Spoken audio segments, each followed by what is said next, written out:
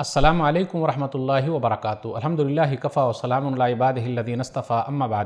محترم ناظرین اکرام، ایک اہم ٹاپک لے کر آپ لوگوں کے سامنے حاضر ہوں۔ میت کو قرآن پڑھ کر بخشوانا، مردے کو قرآن پڑھ کر بخشوانا۔ آئیے سب سے پہلے میں دو آیت پڑھ دوں۔ اعوذ باللہ من الشیطان الرجیم، بسم اللہ الرحمن الرحیم۔ وَأَن لَّيْسَ لِلْإِنسَانِ إِلَّا مَا سَعَىٰ وَأَنَّ سَعْيَهُ سَوْفَ يُرَىٰ۔ سورہ نجم سورہ نمبر 53 آیت نمبر 39 اور 40، 39 اور 40۔ ہر آدمی کے لیے وہی ہے جو اس نے کوشش کی ہے، اور ہر آدمی اپنی کوشش کو دیکھ لے گا۔ اسے یہ پتہ چلتا ہے کہ جس نے جو کوشش کی اس کو وہ ملے گا۔ دنیا میں تو قرآن کے قریب نہیں تھا، اب قرآن ہی کے ذریعے بخشوایا جا رہا ہے۔ خود قرآن کو ہاتھ نہیں لگایا، اب قرآن کو پڑھ کے اس کو بخشوا رہے ہیں۔ دنیا میں آدمی غلط کام کر رہا تھا اور ایک قرآن پڑھ دینے سے اس کی بخشائش ہو جائے گی؟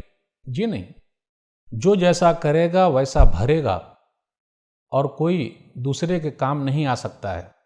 ہم اور آپ بولتے ہیں نا کہ ایصال ثواب کے لیے، نیک کام کے لیے، ہاں کچھ مالی عبادت ہے، صدقہ جاریہ، اس کا فائدہ تو ہوتا ہے، لیکن قرآن کے سلسلے میں نہیں آیا کہ ایک قرآن پڑھ دو اس کو بخش دیا جائے گا۔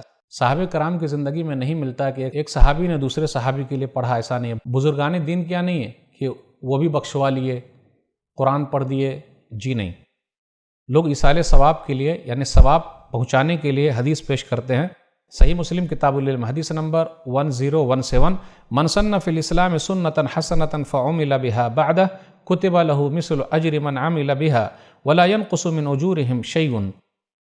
جس نے بھی کوئی اچھی سنت ایجاد کی تو اس پر عمل کیا گیا تو اس کو اجر لکھا جائے گا جس نے عمل کیا ہے، اور ان لوگوں کے بدلے میں سے، اجر میں سے کمی نہیں ہوگی۔ اس سے یہ پتہ چلتا ہے کہ جو صحیح چیز چھوٹ گئی ہے اس کو ہم اور آپ زندہ کرتے ہیں تو اس کا فائدہ ہے، لیکن کوئی بھی چیز قرآن اور حدیث کے حساب سے ہو، قرآن اور حدیث سے ہٹ کے نہ ہو۔ اگر ایصال ثواب کا فائدہ تو ایصال گناہ کا اس کا تصور کیا ہے؟ کیا گناہ کرنے سے کسی کے کھاتے میں گناہ جمع ہو جائے گا؟ ہم اور آپ یہی چاہتے ہیں کہ ایک آدمی گناہ کرے اور دوسرے کے کھاتے میں گناہ جمع ہو جائے؟ جی نہیں۔ تو جس طریقے سے گناہ کرنے سے دوسرے کے کھاتے میں گناہ جمع نہیں ہوگا، اسی طریقے سے نیک کام کرنے سے دوسرے کے کھاتے میں نیک کام جمع نہیں ہوگا۔ کھانا ہم کھائیں گے، پیٹ دوسرے کا کیسے بھر جائے گا؟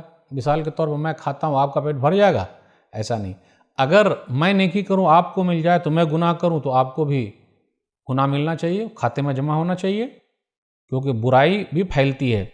وَمَنْ سَنَّ فِي الْإِسْلَامِ سُنَّةً سَيِّئَةً فَعُمِلَ بِهَا بَعْدَهُ كُتِبَ عَلَيْهِ مِثْلُ وِزْرِ مَنْ عَمِلَ بِهَا وَلَا يُنْقَصُ مِنْ أَوْزَارِهِمْ شَيْءٌ۔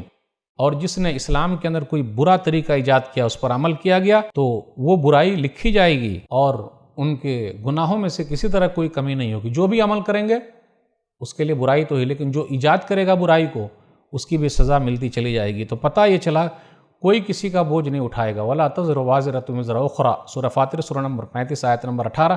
کل کوئی دوسرے کا بوجھ نہیں اٹھا سکتا ہے۔ اس لیے ہم اور آپ یہ جو تصور رکھے ہوئے ہیں کہ زندگی بھر عیش کرو، بس ایک قرآن پڑھ لیے بخش دیے جائیں گے، ایسا نہیں ہوتا۔ ہم اور آپ کسی کو بخشنے والے کون ہوتے ہیں؟ اللہ بخشنے والا ہے، اور ہم نیکی کریں گے اس کا فائدہ اس کو کیسے ہو جائے گا؟ اگر فائدہ ہو رہا ہے نیکی کا تو ہم گناہ کریں گے تو گناہ بھی اس پر ٹرانسفر ہونا چاہیے۔ تو میرے بھائیوں، یہ تصور رکھنا صحیح نہیں۔ خود عمل کیجئے، کوشش کیجئے، اس کا فائدہ اللہ ہم سب کو صحیح سمجھ عطا فرمائے، آمین۔ والسلام علیکم ورحمۃ اللہ وبرکاتہ۔